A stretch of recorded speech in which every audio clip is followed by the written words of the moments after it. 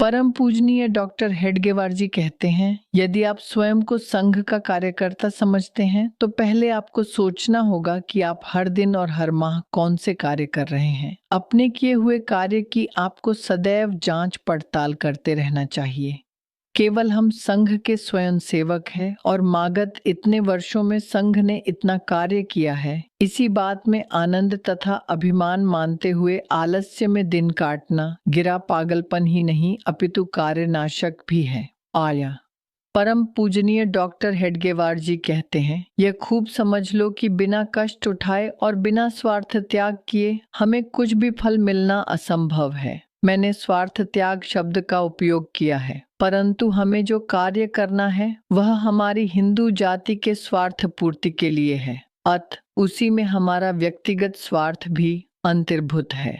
फिर हमारे लिए भला दूसरा कौन सा स्वार्थ बचता है? यदि इस प्रकार यह कार्य हमारे स्वार्थ का ही है तो फिर उसके लिए हमें जो भी कष्ट उठाने पड़ेंगे उसे हम स्वार्थ त्याग कैसे कह सकेंगे? वास्तव में यह स्वार्थ त्याग हो ही नहीं सकता। हमें केवल अपने स्व का अर्थ विशाल करना है। अपने स्वार्थ को हिंदू राष्ट्र के स्वार्थ में हम एक रूप कर दें।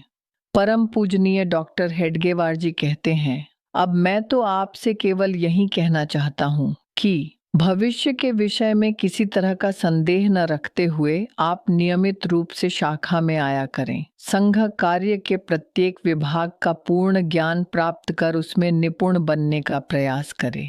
बिना किसी व्यक्तियों की सहायता लिए स्वतंत्र रीति से एक दो संघ शाखाएं चला सकने की क्षमता प्राप्त करे। स्वतंत्र मन दावी सौंदिग पटामाए।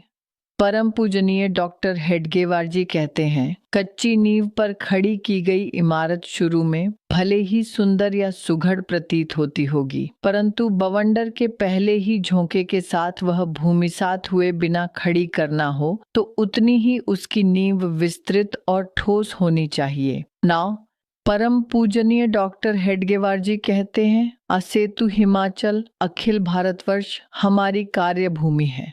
हमारा दृष्टिकोण विशाल होना चाहिए। हमें ऐसा लगना चाहिए कि समूचा भारतवर्ष हमारा घर है।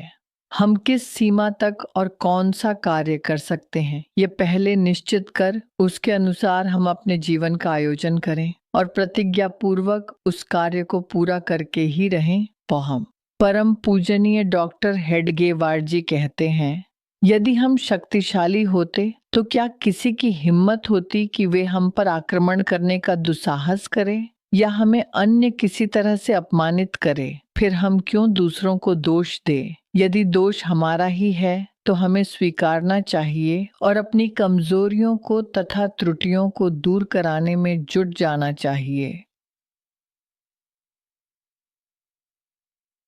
परम पूजनीय डॉक्टर हेडगेवार जी कहते हैं, जब तक हम दुर्बल रहेंगे तब तक हम पर आक्रमण करने के लिए बलवानों का मन अवश्य ही ललवाता रहेगा। यह तो निसर्ग नियम ही है। केवल बलवानों को गालियां देने से अथवा उनकी निंदा करने से क्या लाभ होगा? ऐसा करने मात्र से परिस्थिति बदल नहीं सकती।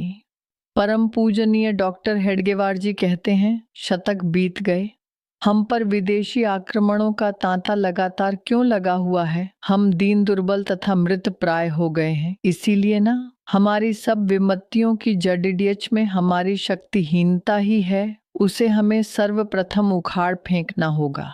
परम पूजनीय डॉक्टर हेडगेवार जी कहते हैं, जीवो जीवस्य जीवनम, यह प्रकृति का नियम है। अर्थात दुर्बल लोग हमेशा बलवानों का भक्ष्य बनते हैं। संसार में दुर्बलों के लिए गौरव से जीना असंभव है। उन्हें तो बलवानों का दास सेवक बनकर ही रहना पड़ता है। सदैव अपमानित तथा असहनीय कष्टों से परिपूर्ण जीवन ही उनके भाग्य में लिखा रहता है।